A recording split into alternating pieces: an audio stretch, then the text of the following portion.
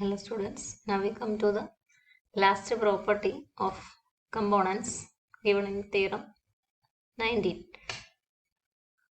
Property subdivision D. Every space is the disjoint union of its components. നമുക്ക് സ്പേസിന് പേരെടുക്കാം. Let X be the space. X space ആണ്. Space എന്ന് പറയുന്ന പോയിന്റ്സിന്റെ collection ആണ്. അപ്പോൾ നമ്മൾ ഒരു പോയിന്റ് എടുത്തു. X, small x is a point of X element of X. Then what about this set? ഈ X മാത്രമുള്ള സിംഗിൾട്ടൺ സെറ്റ്. ആ set it cannot be written as the disjoint union of non-empty mutually separated sets.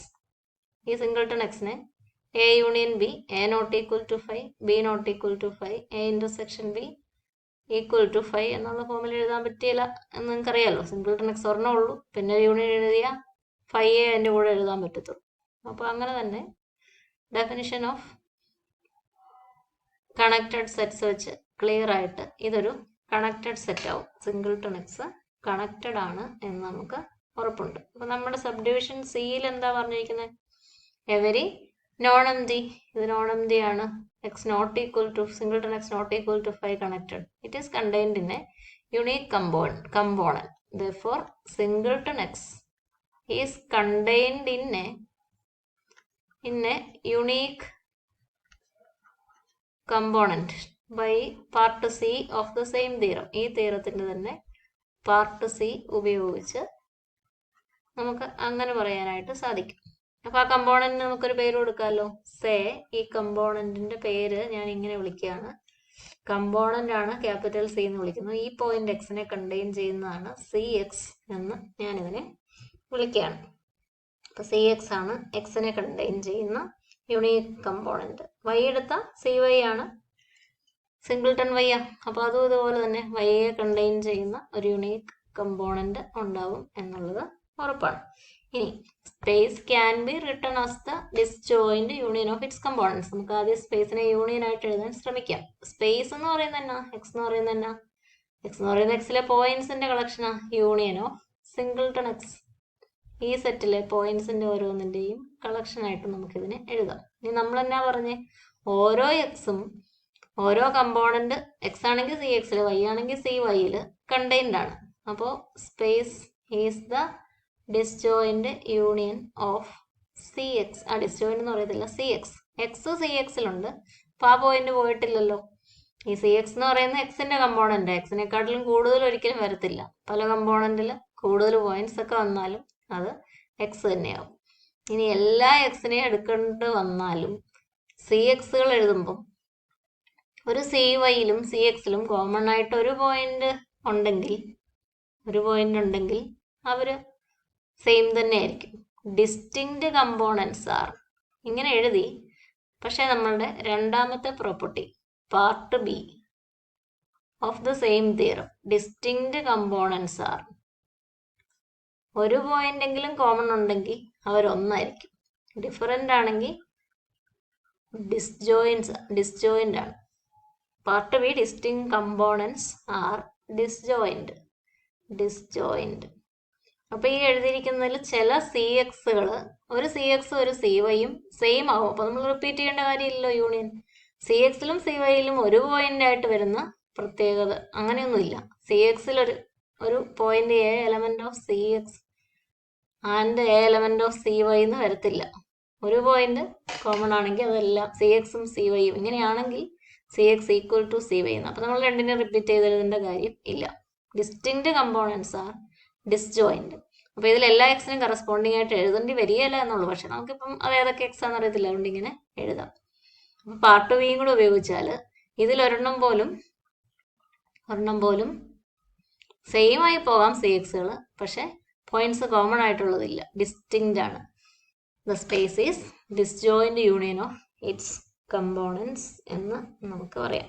ഇവിടെ ഒരു set notation ബുക്കിൽ എഴുതിയിട്ടുണ്ട്, അത് തെറ്റാണ്. Singleton X പറയാനാണ് നമ്മൾ ആ സെറ്റ് നൊട്ടേഷൻ ഉപയോഗിക്കുന്നത്.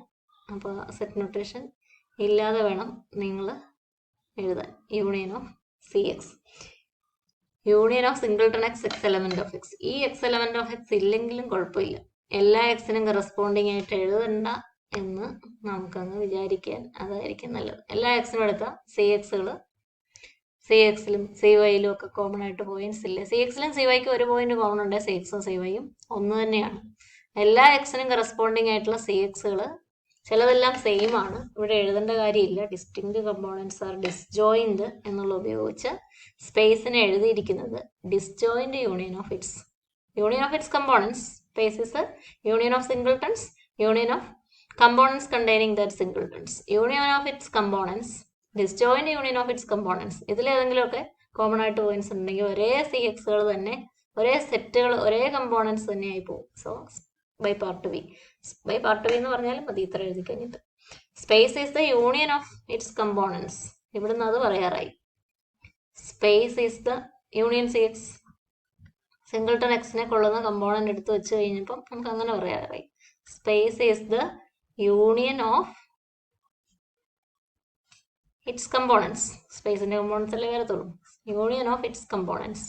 ഡിസ്ജോയിന്റ് യൂണിയൻ ആണോ, ഇതിലേതെങ്കിലും സി എക്സുകൾക്ക് കോമൺ ആയിട്ട് പോയിന്റ് ഉണ്ടോ എന്നൊക്കെ ഉള്ളത് പാർട്ട് ബിയിൽ പറയുന്നുണ്ട്. Distinct components are disjoint. ഒരു പോയിന്റ് കോമൺ ആണെങ്കിൽ എല്ലാ പോയിന്റും കോമൺ ആയിരിക്കും, സെയിം സി എക്സ് ആയിരിക്കും റിപ്പീറ്റ് ചെയ്യുക. അപ്പോൾ റിപ്പീറ്റ് ചെയ്തതിൻ്റെ കാര്യമില്ല. By part B distinct components are disjoint. therefore space നമ്മുടെ property is disjoint union of its components. Space is disjoint union of its